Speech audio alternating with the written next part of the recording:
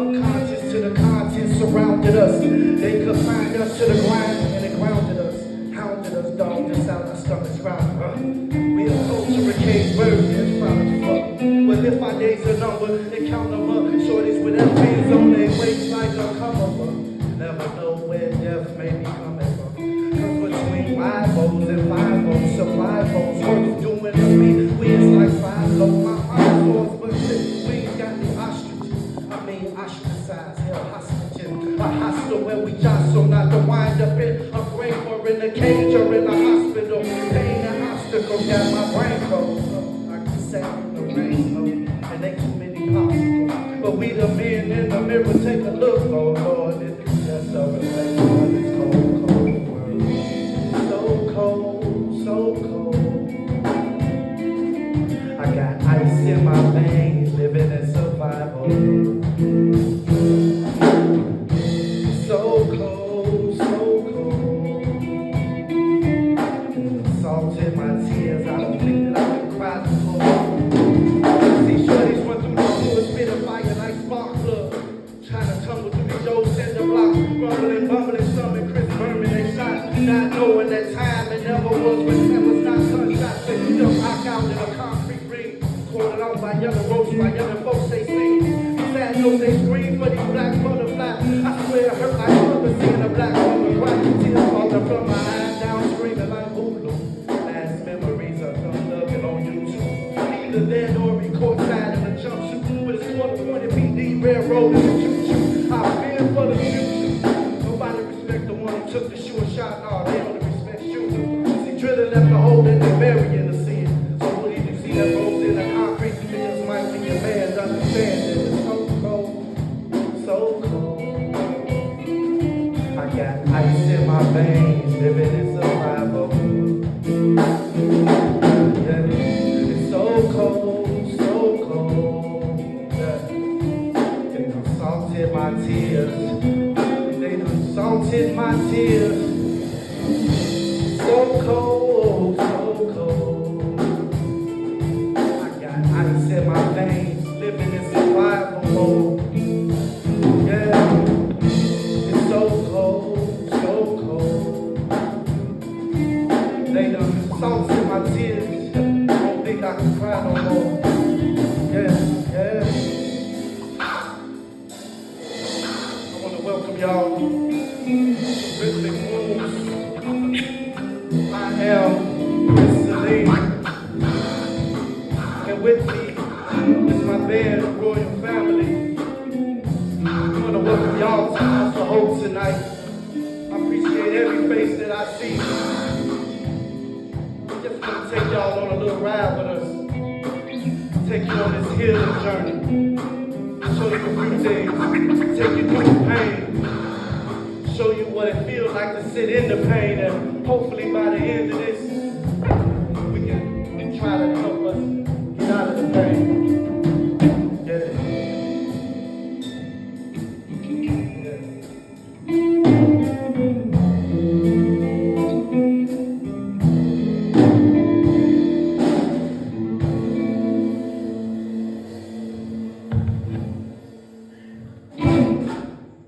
How's everybody doing tonight? Like I said, my name is Prince Celine. I want to welcome all of you all out to House of Hope and to this event, Rhythmic Wombs. This is the first of God, Women, Many. Now, when I put this together, you know, I wanted to kind of personify or amplify the pain that most of us go through, you know, whether it's environmental, whether it's cultural, whether it's embedded, whether it's groomed in us and cultivated in us. You know, my story is simple but yet complicated like all of us. I spent 24 years in a penitentiary, you know, for a mistake that I made when I was a kid. Not just a kid in actual age, but a kid in maturity, a kid emotionally, and a kid spiritually. Now, a lot of people may believe that We make excuses for our behavior and what we wind up doing, but it is a fact that a lot of things that we were exposed to, a lot of things that we grew to, we begin to normalize it because it's commonplace in our environments. It's commonplace in our homes. It's commonplace when we look at the TV or listen to music. So you think that when you begin to go through your journey as a developing young mind, that it's not so bad to push these bags. It's not so bad to carry this gun, because you see so many figures in the public doing it in your environment, right next door to you, maybe even in your own house. So we begin to normalize these things, and they develop a mentality within all of us. Granted, all of us may not have committed crimes that was put on public broadcast or display, may put in the freedom of information where everybody can get to. Maybe all of us wasn't physically incarcerated in the Department of Correction, but we've all created some type of crime or behavior that we may have. If you wasn't incarcerated, you might have kept it silent and behind doors where nobody was able to see it. We've all gone through our forms of incarceration, whether it was incarceration of addiction, incarceration of abuse, incarceration of abandonment. And it's just like the Bible says, or like the scripture says, no one sin is greater than the other. No one pain is greater than the other. We all go through traumas that affect us, and they still be affecting us today. So I just want to take you all on a quick little journey. And the first phase of this is understanding our traumatic wounds. Now they say that bad fruit comes from a bad tree, sprouted of a bad root from a bad seed. However, we have somehow disregarded or forgotten these awful gardens where our beautiful star particles have been planted and plotted, where we have been sown inside by a psychotic potter's hand who have us surrounded by murky mildews, which serves as toxic arenas, where wild weeds are tranced and mutated into wild hyenas who circle our nurseries, poisonous fame, dripping venom, dripping to rip us from our roots. You see, first what they did was they drew a line between him and us, then divided the two. They exiled him to the heavens, making it impossible for us to reach our spiritual pursuit. Then they gave us 10th renditions and false additions, making it hard for us to seek our truth. What happens is we become blind, deaf, and dumb folk. And the moment that we try to turn the tides like jump rope, then they tell us that, no, you will never accumulate to more than the cumulus. But you see, those clouds were really just gun smoke. So what we were left with is being made into high and drunk folk. And again, they tell us that we'll never see beyond the haze of our prisons. But you see, again, those clouds were just gun smoke. So unable to reach the stars, we began scurrying for straws, trying to assemble ourselves as scarecrows to fend off our seeds from vicious murders, their ravenous teeth and lacerating claws. You see where we're from. Most of us don't experience a winter wonderland or see the bright lights of an aurora borealis, no, in the ghetto. Our promised land is surrounded by morbid darkness that has turned into killing fields.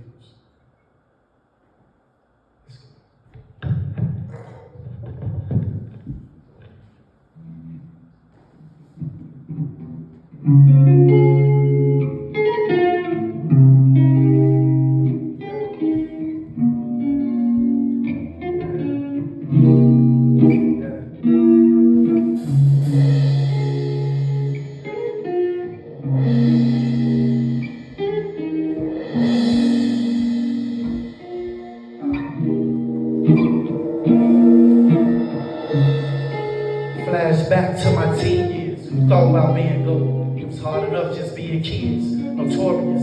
Bad boys trying to dream big. See, back then in the streets, the stakes were grave. D.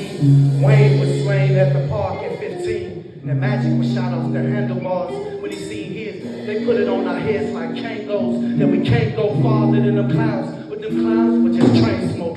Lots of fatherless childs lost to gangs and dope. While police might chalk it all up to how the game go. Death, jail, and addiction, the price of street fame. The white man gave us anchors. We tied them to our ankles. So our stars was a spangle. Ours with DJ go. Falling trying to fight for our rain. But every rainbow come from a storm. We forgot to don our raincoat. These shared relationships, they put us all on the same boat. Ups and downs make me hate seesaws and Ferris wheels. In church with Nicole Richie, praying out of Paris here. Ups and downs, make me hate seesaws and Ferris wheels. In church with Nicole Richie, praying out of Paris here. Cause in this Ferris wheel of life we live in, everything that goes up, it comes down, down, down, down. But it goes on and on and on and on. In this carousel of life we live in, everything that goes around, it comes around, around, around, around. But it goes on and on. Teardrops and closed casket. Another name lost, crossed out. No asterisk. Another brother lost in this game. Time ran off the clock before he got off a shot. No basket. I thought this madness only happened to just we. Curse the betters, crown the thorn, love the weave. I told you Magic was shot. The handlebars of a 10 speed was more insane than just game with just 15. It's a shame how we hurt people who hurt like us. And see our ops is one who come from the dirt like us. But see we hurt like us. You ain't trying to find purpose, no. You trying to hurt that cup. Praying when the pain gets about a drink that the nightmares of the past don't get burnt back up. They say a hurting child who ain't embraced by a flourished town to burn it down to feel its warmth. Fly the streets like a furnace now. I asked Allah for a bluer day or bluer 100 stacking up so I can move away. But you clown me for what you know not about it. Down me like a ball to the floor. The time running out. I spent enough seasons in the pen and lost time with my seat. I ain't got time to be testing Tosa. I'm trying to express lane and test the Rosa. So, in this Ferris wheel of life we live in, everything that goes up, it comes down, down, down, down, down. And it goes on and on and on and on. In this carousel of life we live in, everything that goes around, it comes around, around, around, around, around. But it goes on and on and on and on and on and on.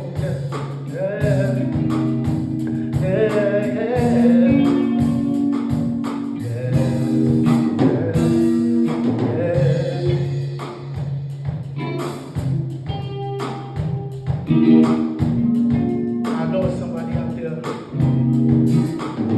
who got a testimony about the pain that you possibly endured growing up, some of the trauma that you might have had to face when you were growing up. I know I'm not the only person who went through trauma. I got family in here. I remember being broke to where we had to go to Miss Greenhouse next door and ask her when she ordered us some pieces. Because we didn't have the money. I remember all of us, about 7, 8, 10 of us living in grandma's house, sharing bunk beds together. I ain't the only one who had to go through that. I know we all went through pain, seeing dysfunction as normalized. So, anybody, they got a testimony that they want to share, I leave the mic open. This just ain't my show, it's our show. So if you got a testimony, want to talk about some of the pain that you're going through, come on up here. Talk to me.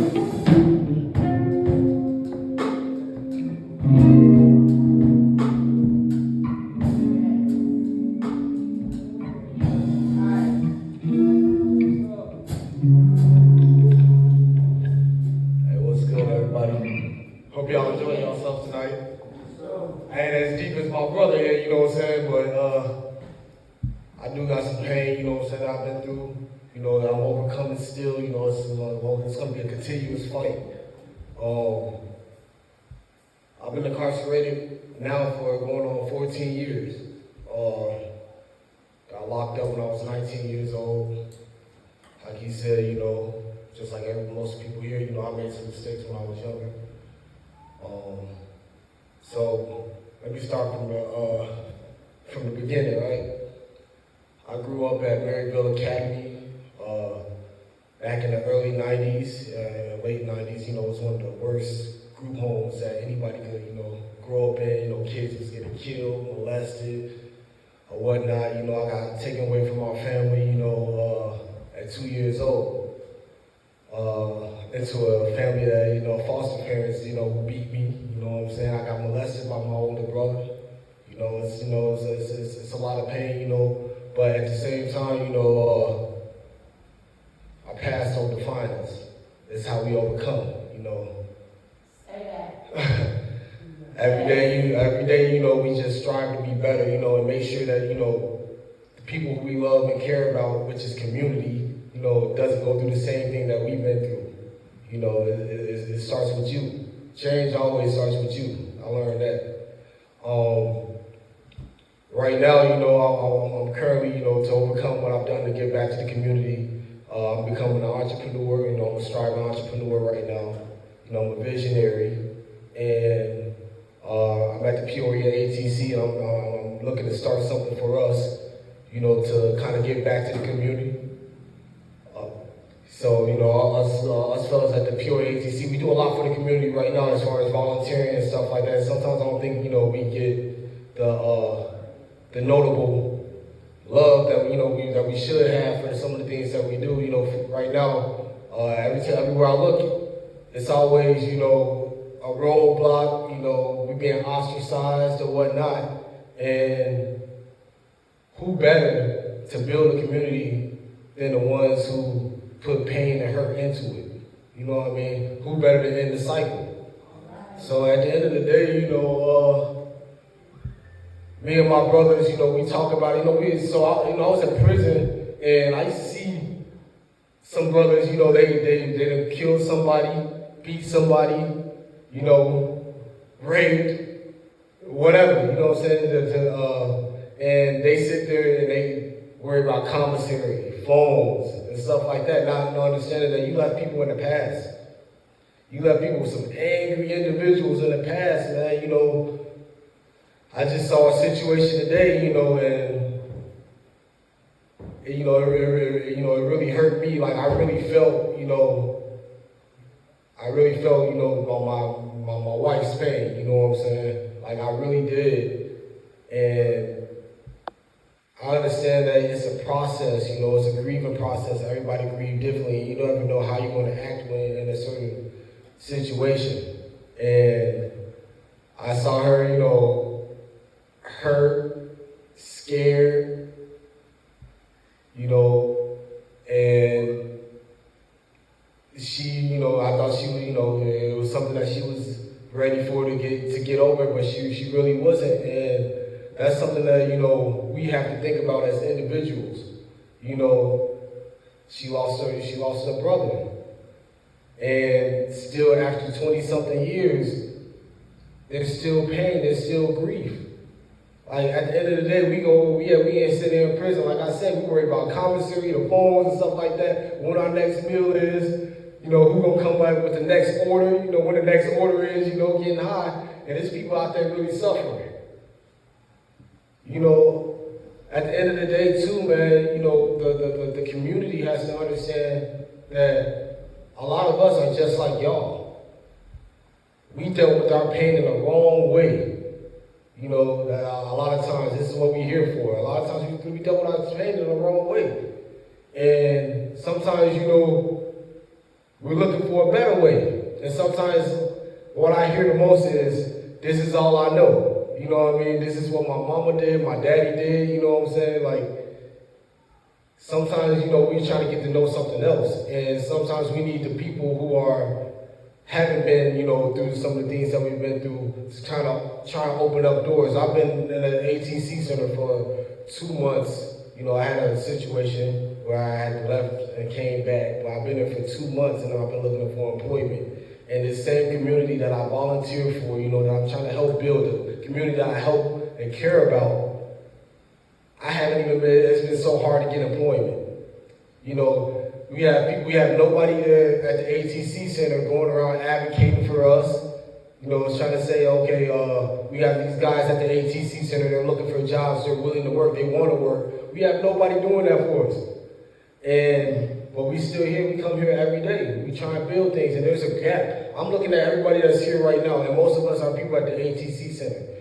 Like, this is the House of Hope, you know what I'm saying? I love everything that they're doing for us and everything like that. And I believe that, it has to be, instead of, being a divide, that, we have to somehow come up with something where even the people who have been suffering from, from pain and grief from people who are violent or abusive, I think that, they should come and try and, help us too, you know what I'm saying? And help us build this community by, saying, hey, look, man, it's guys at the ATC, or Peoria Work Release Center, or whatever, and we need to try and get jobs for them, because at the end of the day, this is one of the things that people who come home from prison need, and we need to try and stem the tide of this whole violence. So I'm gonna give you an example, right? Let's say I know there's a lot of people that's not gonna be receptive of this, you know what I'm saying? But let's say all I know is selling drugs or selling dope. I come home, I can't get a job. Well, I'm gonna go back to the only thing that I know. I'm here, I'm out here, I'm putting in the effort, I'm putting in the work to try and find a job. But at the end of the day, if I'm not finding a job, it gets disheartening and stuff like that. I might go back to what I know. You know what I'm saying? Some people aren't strong, you know what I'm saying, enough to keep going, you know what I'm saying? But that's what community is. So for the people who aren't strong, we have to bring them up. And sometimes, it starts with us. You know what I mean? Each individual. I'm using the word community, but I want to also say I don't even like that word. Because the whole world is a community.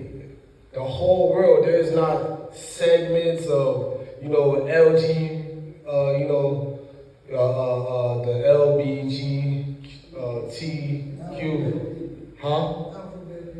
Yeah, whites, blacks, people, felons, or anything like that. Everybody is a community. Everything that we do has effect on everybody else. So at the end of the day, I believe that everybody should put in an effort, to help reentry and help people who are grieving.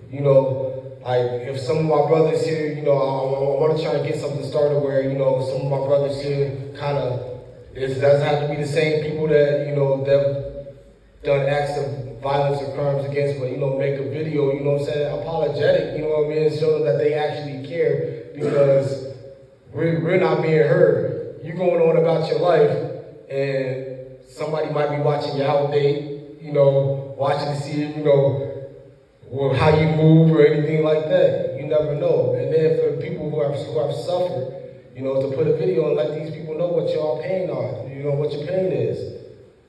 At the end of the day, man, that's what I'm about. I'm about, trying to make the world a better place, as an entrepreneur, like I said, that's, the entrepreneur solves a problem, and there are many problems out there, and I just want to make the world a better place, because I've taken from the world. I've done acts of violence. I've done, some things that, I shouldn't have done, but the only thing I can do is keep moving forward and keep doing better and getting better and trying to put some good into the world, Everybody keeps saying, man, this Donald Trump, there's no funding and stuff like that, but everybody has to do their part of putting good in the world. At the end of the day, we can sit here and cry and talk about what's bad, but what are you doing that's good? You know what I'm saying? That's all I got for you today.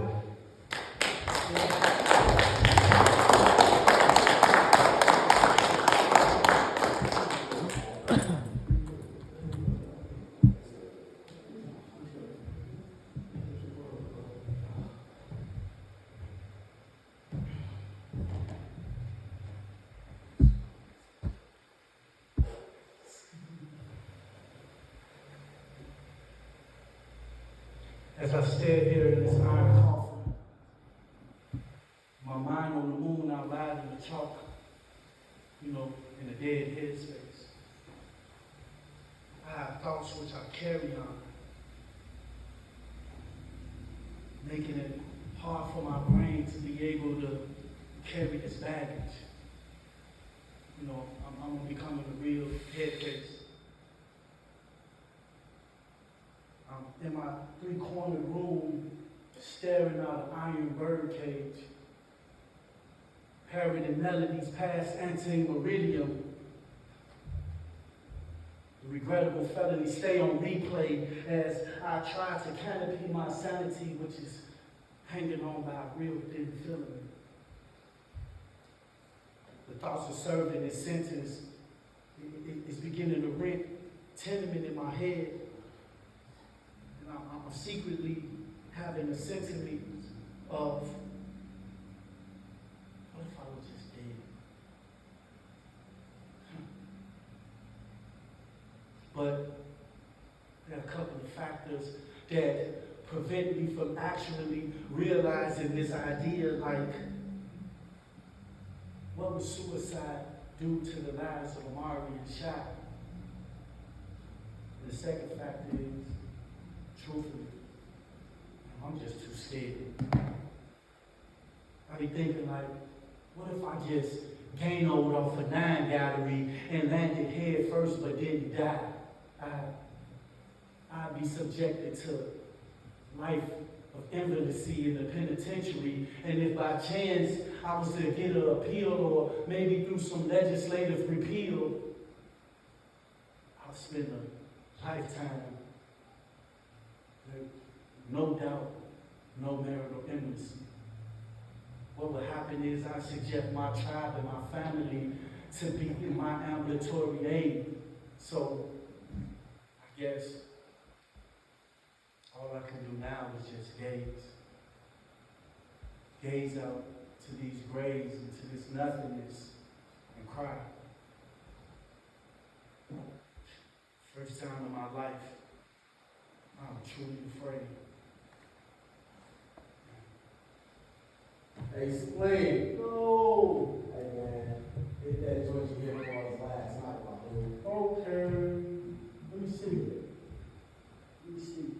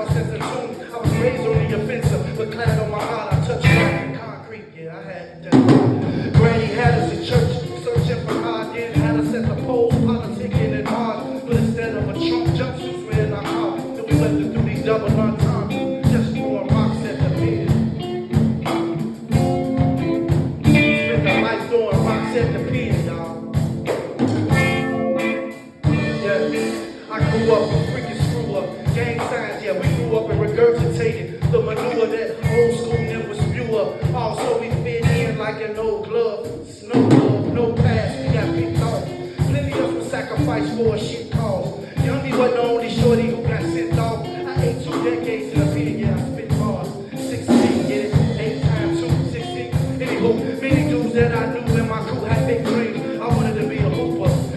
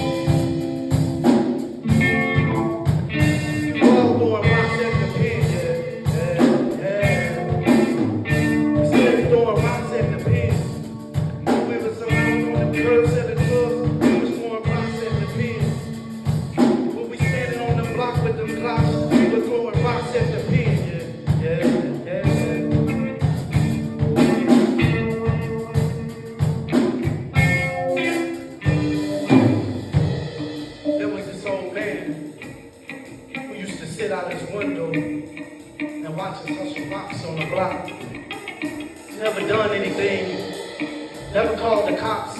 All he did was just watch. Like when DJ got jumped by the BDs from the city, or Spoon brother head got shot.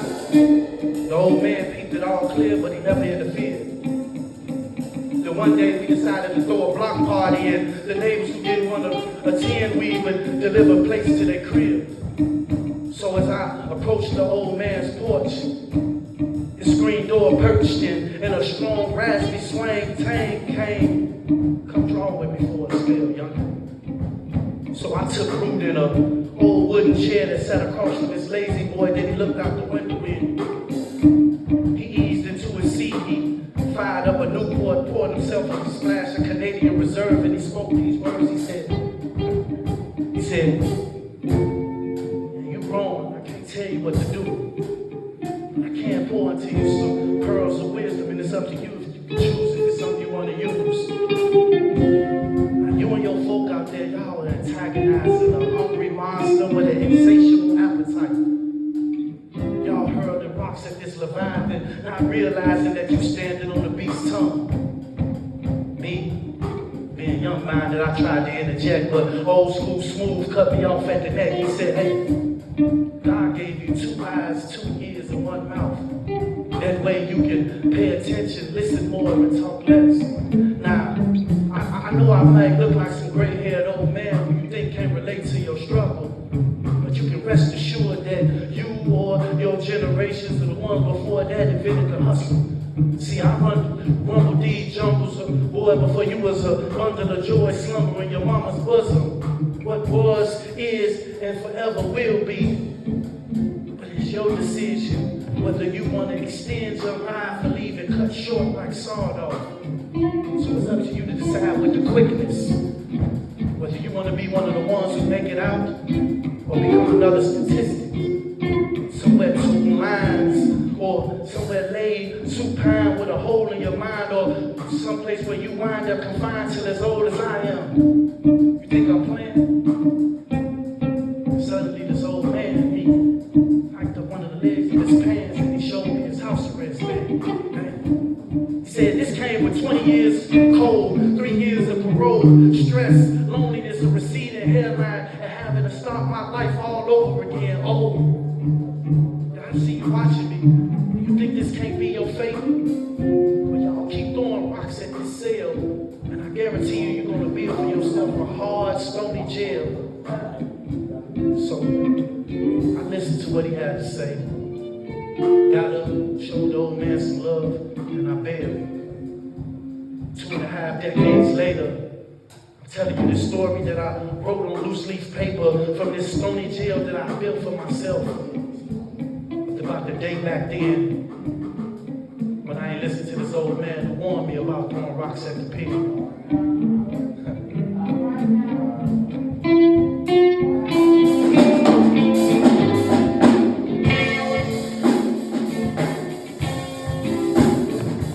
Throwing rocks at the pig, y'all.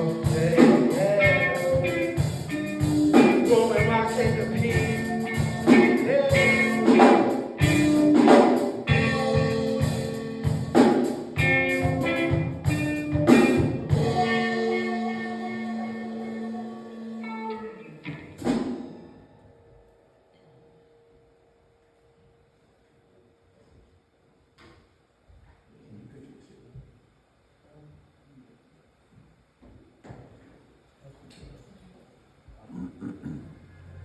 Dear Felix, I am writing you this letter so that I may finally release myself of some of the burdensome responsibility of having the farmers carry this weight around any longer. Now, they told me that it would be therapeutic to confront you in order to relinquish you of the power that you wielded over me for all these revolutions. So, let me start by asking why? Why me? And I was only 6 years old when you forced me to be the man of the house. That responsibility was more than that man could handle, so why do you think his underdeveloped progeny was prepared for it? Man, seeing mama cry in her hands almost every night, I didn't have the maturity to understand it. But still I was terrified at the sight nonetheless, because I had already seen that people only cry like that when something really bad was happening. Now, growing up in the garden of heathens and being cultivated in a killing field, every night seemed like fright night. I think I saw my first dead body probably before I saw my first naked one. It petrified me still, no pun intended. But I was traumatized seeing that man lie in that gangway. Another time, I remember Mama telling us that we couldn't go outside and play in the back because the cops had the area taped off in the alley where we flipped on old mattresses. Me seeing that worried look on Mama's face as she held my sister so close to her stomach, it sent a terrifying chill through my body. Because I think this was the first time I realized all of this, it just wasn't natural. Man, I think back to the first time I got to go to the store by myself. And I was skipping all the way there, happy as hell, with a bundle full of brown and green stamps in my hand, plotting in my mind what I was gonna get myself with the little extra she gifted me for going. 50 Fruities, 50 lemon cookies, 20 candy cherries, 2 bags of Funyuns, bang! Out of nowhere, a kid stole on me, and the impact was so great that it knocked me to the ground. Then it followed a barrage of hands and feet falling on my body like it was raining bricks. Shoot, all I could do was just ball up and wait for the onslaught to end. And when they finished, they ran off laughing hysterically at how they just whooped my ass. In the midst of the ha-has, I could hear one of the voice echoing and saying, "Straight up dirty ass from up here." And I cried all the way back to the house, empty-handed, mind you. Yeah, they took the food stamps, but I was the dirty one. Anyway, I believe that the source of my tears, it wasn't from the ass whooping. Truth be told, I'd taken some of Kathy's major league joints, so what they put on me was single A at best in comparison. Nah, I believe those tears were a compilation of both embarrassment and of fear. Embarrassed that I was viewed as an outcast in a caste system, and afraid that at some point in the near future, I was gonna have to encounter them boys again. The issue with that was that I didn't believe that I was mentally nor physically equipped for the battle yet. And I loathed you for years for making me feel that way. However, on the B side of this track record, because of you, I wound up backflipping, being afraid into becoming fearless. And I discarded the hardship of helplessness. Now, I'm not gonna hold you. Yeah, I took a few more fades until I could give my own tapers. But respect was built. And today, some of those folks, they've become neighbors. They've become brothers. I also learned this one important fact about you. You really are a coward who only receives your nourishment from us being afraid and feeding into you. Now, I'm not going to stand and stun as if I no longer feel your presence in my present. But now I recognize it as a gift, which gives me a healthy sense from a balanced diet. But your control, it would never have a hold on me again. Words bond. So, I guess it's only befitting to say, and excuse my language, fuck you and thank you in the same breath. I know we'll be seeing each other real soon. I'll be ready and waiting. Sincerely yours, Prince Salim.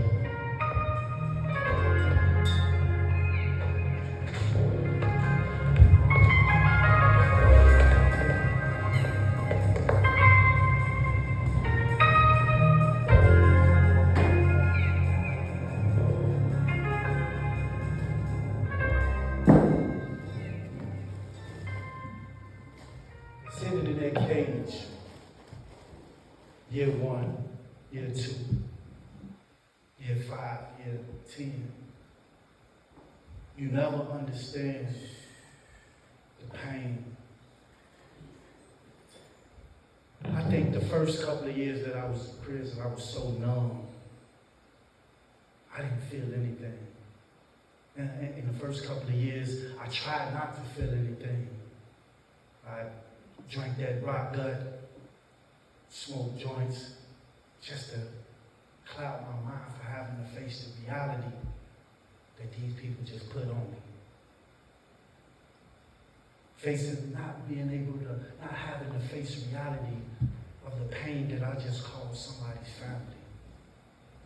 Not having to face the reality of what I just caused to my own family. It was a long time for one of my sisters to even talk to me on the telephone. She was just so ashamed to have to tell her friends who was mutual friends with us that my brothers took somebody's life. It wasn't until, I believe, my 3rd year in a joint, out of nowhere, I woke up and, just waking up, sometimes you don't know where you are. It takes a minute for your mind and your eyes to focus. When I did focus, and my vision came in real clear, looking at these 3 walls, and behind me these bars with this light shining in, it hit me like a ton of bricks. It was like God cut the faucet on in my brain instantly, and I just shed tears uncontrollably. I was a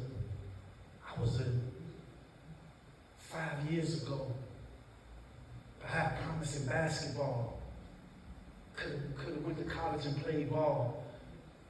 I could have been an artist, singing and rapping. We came from a family of talented individuals with promising potential. Had the world in our hands, yet we didn't understand how to use it and actualize it. Yeah, I done my share of dirt. I played in the streets. I did things, but I really believed that I might have been too good for heaven, but I damn sure I was too good for hell, but I also was too bad for heaven. I don't think that we come out of the womb as killers, hustlers, or any of these things that we become. We come out of the womb as son, brother, uncle, father, a reflection of God. And as we are conditioned to seeing the things and being exposed in the things and learning the things that we do, we don't have a full grasp of the consequences. My stepson just got into a situation where guys want to do harm to him, and he's ready to crash out right now just immediately. And he says to me, I'm ready for everything that comes with it. How? And you've never been through it. You've never sat in a glorified bathroom with a combination toilet, this close to another man, where you smelling his body odor, you smelling his frost, you dealing with his attitude every single day, plus the matter of having to have these guards who already see you and classify you as a criminal and a savage. They don't know that you graduated almost valedictorian from high school. They don't know that you served in the military. They don't know that you came from a family, a good family, that taught you morals, that put you in church, that sent you to the mosque and the synagogue. They don't know these things. All they know is what's written on that piece of paper. And you are no different from you. You may have killed 12 people. You may have killed 1 people. You may have killed nobody. You may have drove the car, opened the door for the brother who just killed somebody and went down for it. But you classified by what's written on that paper. was written on this bitterness. They don't see the potential that you have. Then you watch television and you see these, they show them on the world's most dangerous criminals or prisons. They show you these old clips of these prison breakouts, and it develops in people's mind that all prison is just savages who stab each other and try to rape each other. I watch half of these brothers that's in here come from straight savage thugs into being great men. Most of us, we never even in our prison been ever experienced any of that. We never stabbed not one single person up. Ain't nobody ever tried to rape you, and if you did have homosexual activity, you be yours and me be mine. It was voluntarily. They don't know. You would hear people say, our greatest stars are in the grave or in the prison bars, or behind prison bars. And it's become so cliche that they don't even actually realize that you have the most beautiful star sitting behind prison. From a mistake that they might have made when they were 16, 17, 19, 20. Your brain isn't even fully developed until you turn the age of 25. And by that time, most of us have probably did 10 years in the joint by then. Greatest stars, individuals who were probably some of I sit here with brothers who are in the center. You've been in there, seen one of the most greatest artists who can paint a portrait of you in less than 15 minutes and it looked like something that was photographed and put in a frame. You've seen some guys who could have went to the NBA that was damn near better than Jordan. You've seen musicians and legal minds and creative minds who they never got the opportunity to actualize it because of circumstances, because of bad mistakes, because of choices. And let me ask you this, those who've never been to prison before, think of your worst mistake. Think of the worst choice that you've ever made. I don't care how old you were. Now, if that mistake was ever exposed to the world, would you want somebody to hold that against you for the rest of your life and label you from a mistake? Our mistakes our circumstances doesn't define us. We all fall short of glory. It's nobody on the face of the earth who has not done something that they are ashamed of. And then when it's somebody that we love who goes to prison, we make an excuse and say, well, you're not like them. You know, your circumstances was different. My wife, she tries to rationalize it even today. As long as we've been there, she tries to rationalize it. It's like, well, you know, because we've known each other since we were 13, 14 years old. So she's like, well, I knew you when you were growing up. You weren't like that. So, you know, I mean, it was just something. You're not like the rest. You don't know what I'm like. You don't know what these guys are like. I'm not the only person who was pretty much a good kid growing up who done some bad things. We have to heal. And it's going to take time. Those of us that's been locked up, be patient. Be patient. Understand. Understand why a person shed tears for somebody that they lost and maybe hate your guts, even though you may not have been the one that took their loved one's life, or maybe you are the one who did. They're not ready to look at your reform. Those scars run deep. I've lost loved ones. We've all lost loved ones, and we still writhe over that pain today. So be patient. Understand. And when they see you still breathing, still moving, what happens is it triggers those thoughts of, this could have been my father, or this could have been my brother, or this could have been my mother, or this could have been my uncle. Why him? Why not you?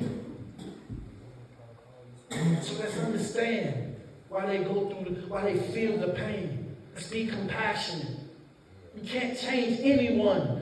Just be who you know that you can be. And let your actions speak for itself. They say time heals all wounds. I believe that. The same people who were ashamed of me, the same people who despised me, the same people who were angry at me for so many years, they watched me. They watched me. Some of them didn't say a word. They watched through the years. Did you see? Did I get in trouble constantly? Was I truly growing? Then they say, okay, let's see how he actually come out. When I got out, they watched me. Let's see if you revert to some of the same bad habits. And even though I'm constantly growing, I'm constantly doing the things that I'm doing, they still watching me. Some watch me to wait for me to fail so I can say, see, I told you so. Others are watching me because we're not going to fall for that, for you tricking us again. So we have to be patient. We have to show love. And we have to be ready. Okay? All right.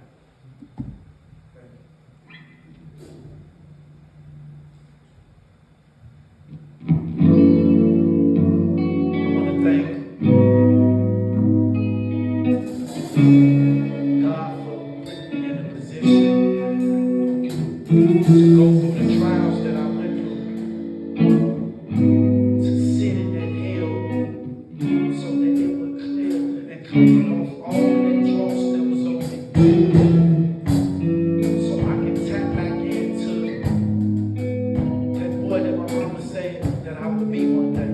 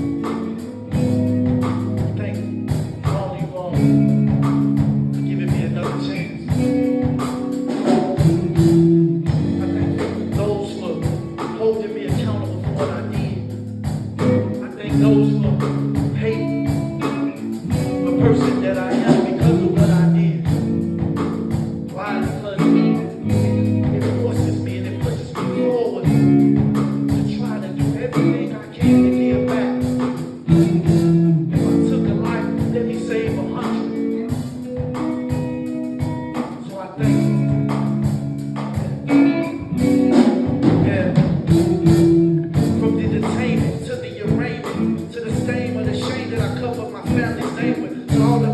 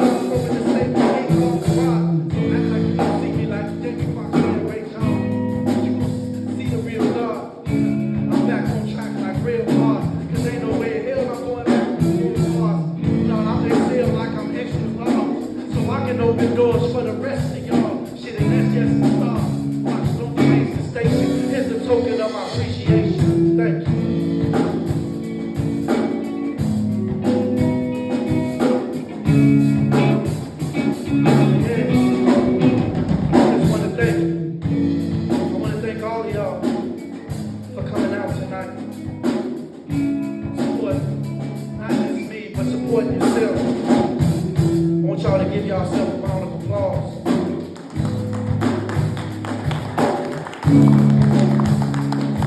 I want to thank the House of Hope for giving me the opportunity to be here and show my true worth. And I pray that I can be an example to that next young man, next young woman who's going through the same thing that we've been through. And if I could just save one from the same fate that we ended up in, then all praise is due to the Most High. I want to thank Miss Corinne. I know she ain't here, but I want to thank her for giving me that phone call. I was on my way to Chicago to go to work release. And she called me on the phone and said, I saw all of the stuff that you've done, and I think you'd be a great fit here. And without hesitation, I told her yes. And I believe that was the greatest decision that I ever made. Because I'm on my way, y'all. I'm on my way. I want to thank Miss Lorraine. I know we see you do it. I know we see you do it, lady, but I appreciate you for everything you do, everything that you've done. And I thank God for allowing us to sit down and you share your story with me. You share your testimony with me. Because it gives me a perspective from a woman of the things that all you women go through. All we put you through. And I thank you. I want to thank my band, Royal Family. I appreciate all the work they put in to put on this show for you guys on good time. It's my man Nick. I can't remember his big name for nothing in the world, but it's okay. Just finished doing 27 years, y'all. Came home. He hit these sticks like nobody business. Gonna show him a little something real quick.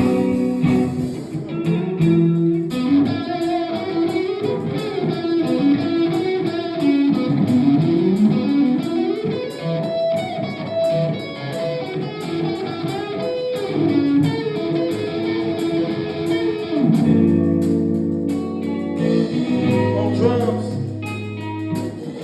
preacher man Josh King. 14 years.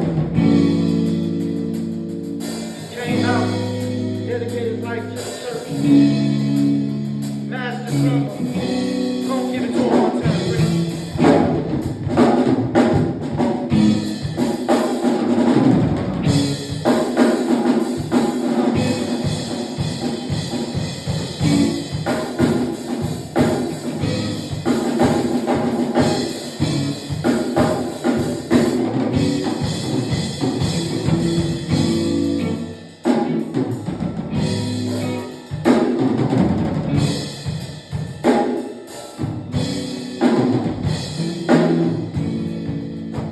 On the ones and twos, his brother was a legend. One of the greatest DJs Chicago, hell, that the world has seen. One of the founders of ghetto house music. The legendary DJ Bill. After 24 years of being incarcerated, he came home and is tearing the streets up. He just finished doing the 30th anniversary of ghetto house music in Chicago, where it was supposed to be a celebration of house music and all of the DJs who laid the foundation for it. But hell, it wound up being this coming home party. He got more to come. He coming to a town near you, and if he ain't, get up with him, he'll be there. Watch for him.